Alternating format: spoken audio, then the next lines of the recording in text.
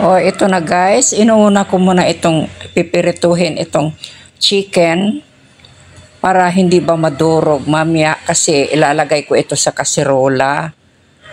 Pero kasi pag hindi mo pinirito muna, madudurog tapos pangit Kaya I decided na pipirituhin ko sandali para medyo brown siya, tapos saka ko ilalagay sa kaserola. Okay? Ang tawag nitong recipe ko ay chicken with pineapple chunks and all-purpose creamer. Yan. Tapos may iba pang mga timpla na pitsi-pitsi ba. Yan. Okay?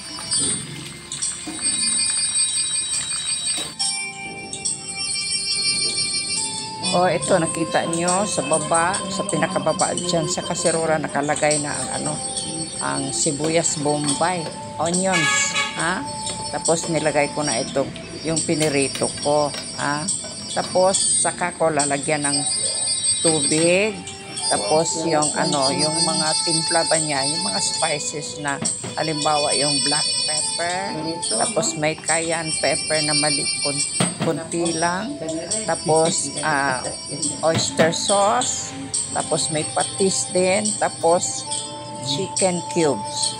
Okay. Sige, okay. Patuloy tayo Tapos nilagyan ko ng mainit na tubig para madali lang kasi kung lalagyan ko ng malamig, mag-aantay tayo ng matagal. Kaya yan. Yan ang ginawa ko. Tapos lalagay ko itong Ayan, tapos imimix ko na yan, yung pineapple chunks.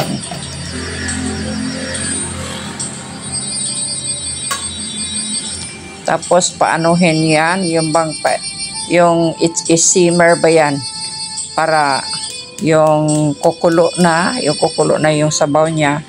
Tapos yung unti-unting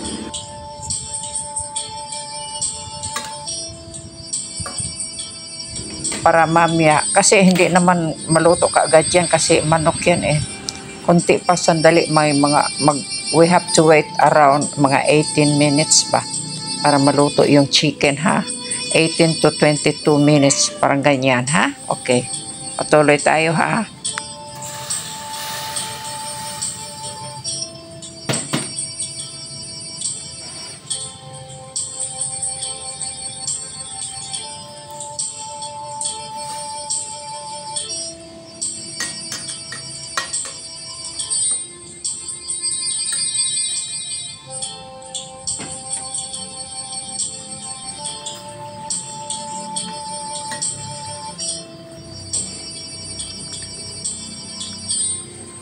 Tapos lagyan ko ng ito na, lagyan ko ng kunting cayenne pepper.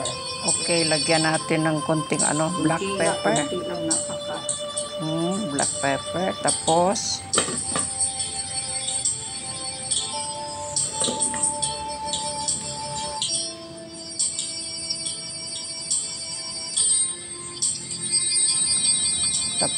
lalagyan natin ng oyster sauce. Kasi masarap pag mayroong oyster sauce may pagka yan, may pagka medyo matamis-tamis, kunti lang, pero yan talaga ang nagdala ng bida ng pag nagluluto tayo, yan masarap talaga pag may oyster sauce. Ito na, all-purpose creamer ang gagamitin ko. Ito na, lalagyan na natin ng all-purpose creamer na instead na gata, yan ang lalagay natin. Pero kayo, kung gusto nyong gata ang ilalagay nyo, or coconut milk, nasa inyo yan. Oo. Pero ako gusto kong all-purpose creamer kasi allergic ako dyan sa coconut milk ba. Yan, pero masarap yung coconut milk. Yan. Masarap din yung ginagamit ko na all-purpose creamer. Masarap din yan.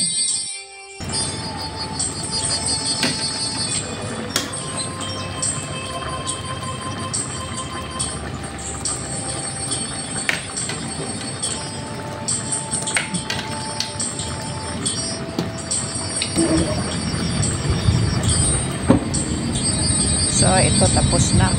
Pwede nang ilalagay ko sa ano, sa plato para syempre kakainin sa ano namin, yung dinner ba. Ayan, already na yan. Sarap yan. Subukan nyo sa bahay. Pero, baka naka-ano na kayo ng ganito. Pero pag, halimbawa, kung hindi pa, subukan nyo rin. Sarap yan. Sige, okay.